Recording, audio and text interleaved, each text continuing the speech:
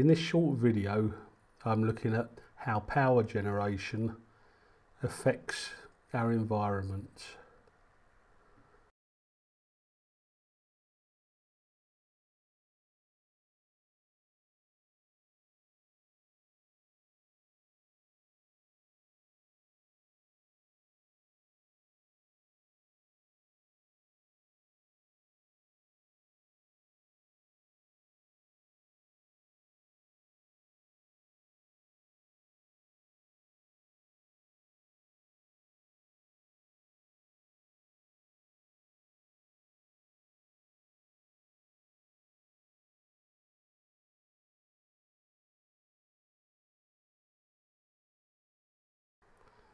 The cooling towers at West Burton A power station.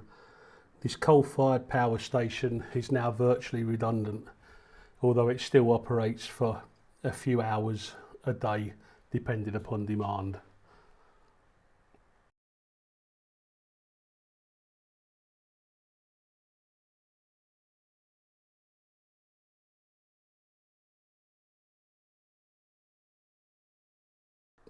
However, more than 70 developing and developed countries have made various non-binding commitments to reduce or limit their greenhouse gas emissions.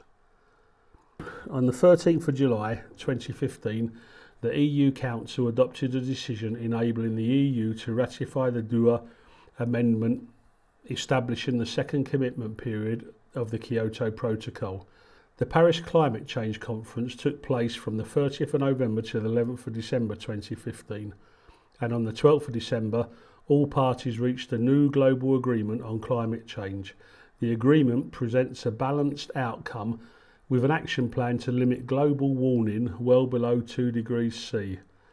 The Paris Agreement entered into force on the 4th of November 2016, after the conditions were ratified by at least 55 countries, which accounted for at least 55% global greenhouse gas emissions. All EU countries ratified the agreement. Some people regard these as an eyesore. I quite like them. Whenever I see the cooling towers, I am reminded of Michael Kenner's photographs of Ratcliffe Power Station, which I first saw in the mid-80s. This is a new combined cycle gas turbine at West Burton B.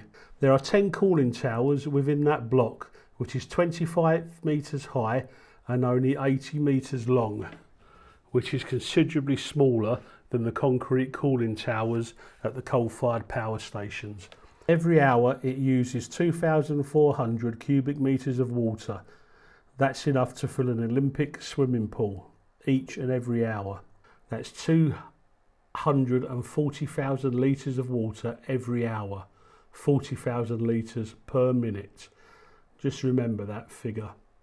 That's 60,000 tonnes of water every day, 20,000 tonnes of which are returned to the river. The rest is lost through evaporation.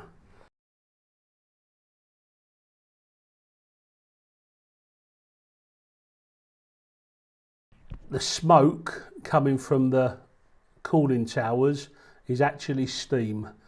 The only emissions are coming from the tall chimney that you can see to the left, although they are heavily filtered now.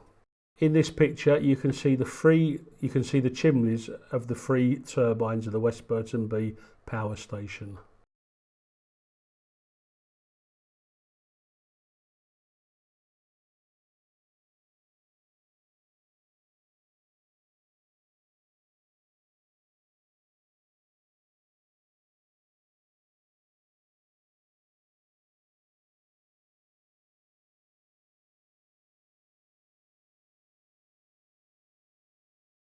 You can see from the chart that greenhouse gas emissions and CO2 emissions have fallen considerably since 1997.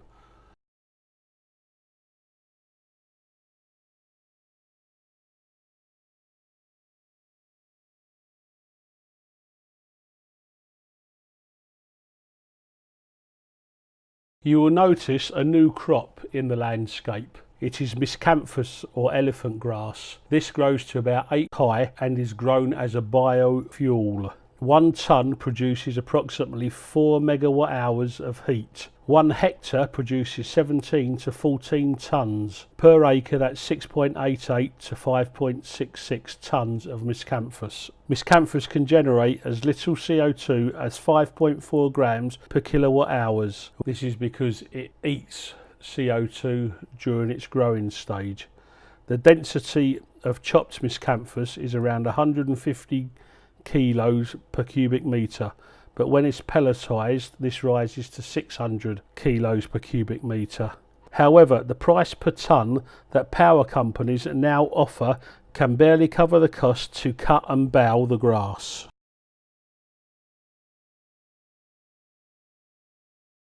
You can see from the graph why CO2 and greenhouse gases have fallen so much in the last 20 years, because the use of coal-fired power stations has dropped tremendously, and we are now making more use of renewables and low carbon fuels. The most common source of renewable energy is wind turbines. They're like Marmite, you either love them or hate them. If they all look like this, then everybody would love them, but this wouldn't turn a generator to make electricity. I have no problem with wind turbines. I find them visually quite appealing and they make a good addition to a photograph. You also have offshore wind turbines. These tend to generate slightly more power than their onshore counterparts. I never realised until researching this project that some of the turbines actually float. The other common form of renewable energy is solar panels. Many people have them on their houses. Here at the old RAF Coltishall base in Norfolk, they have 250,000 panels.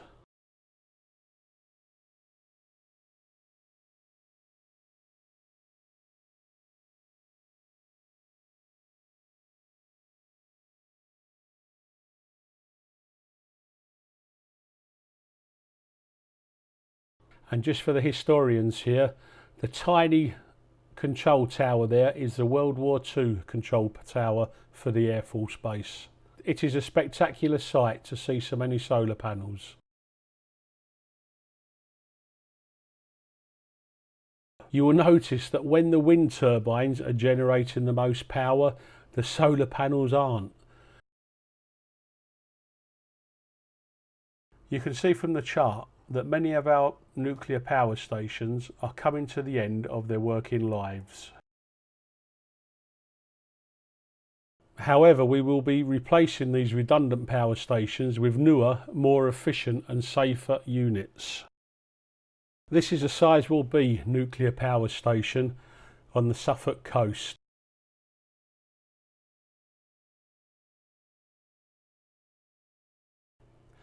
The ugly brick building is the old reactor, which has now been decommissioned and is in the process of being dismantled. The new reactor is far more efficient and much smaller, as was the case with the new gas turbine power station at West Burton. This power station has white tiles on the dome. The new power stations will just have a concrete dome. I was very sceptical about nuclear power stations, but having visited the site, I'm more confident that they are the way to go. The problem with renewable energy is that it's not reliable. If we have thick cloud and at night a solar panel does not work, too little wind or too much wind and a wind turbine does not generate power. So we need alternative sources of power, and this has to be in power stations. This small chart is based on the average power production in one day and how long they would take to produce the same power produced by one of the other establishments. As you can see, it would take the solar panels from 320 days to produce 1 day's worth of nuclear. I want to finish with a website I've found which is linked to the UK National Grid. It updates every 5 minutes and tells you how much power has been produced in the last 5 minutes and by what type of source and what the UK consumption is. Can you remember how hot and sunny it was on Friday? Look how much energy the solar panels are producing. producing. There was barely a breeze, no wind turbines.